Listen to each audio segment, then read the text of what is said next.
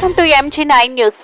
Mount Carmel high school యాజమాన్యం ఇచ్చే మామూళ్లకు అలవాటు పడిన అధికారులను సస్పెండ్ చేయాలి. ఏఐఎస్ఎఫ్ కర్నూలు జిల్లా కోసిగి మండలంలో ఉన్న private mount Carmel high school పై చర్యలు తీసుకోవడంలో ఎంఈఓలు పూర్తిగా విఫలం చెందారని ఏఐఎస్ఎఫ్ నాయకులు మండిపడ్డారు. కోసిగి మండలానికి వచ్చిన జిల్లా విద్యాశాఖ అధికారి శామ్యుల్కు భారత విద్యార్థి సమైక్య ఆధ్వర్యంలో mount Carmel high school, Vivekananda స్కూళ్లపై చర్యలు తీసుకోవాలని డిమాండ్స్ తో కూడిన వినతి పత్రాన్ని అందజేశారు.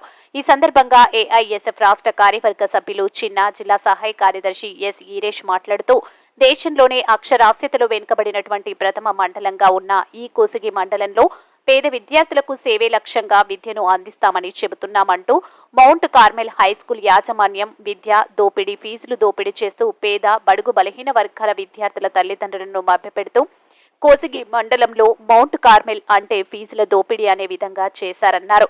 సేవ అనే ఉద్దేశంతో ఇక్కడికి వచ్చి విద్యార్థుల నుండి ఫీజులు ముక్కుపెండి వసూలు చేస్తున్న మౌంట్ కార్మెల్ హై స్కూల్ యాజమాన్య దౌర్జన్యాన్ని అరికట్టాలని అన్నారు.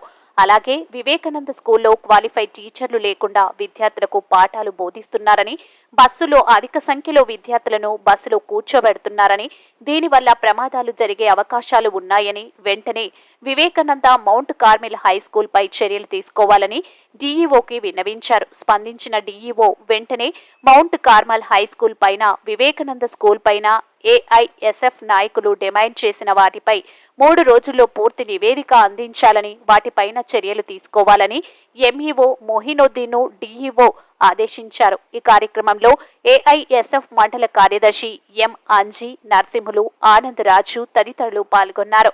MG9 న్యూస్ తో కోసిగి రిపోర్టర్ సతీష్.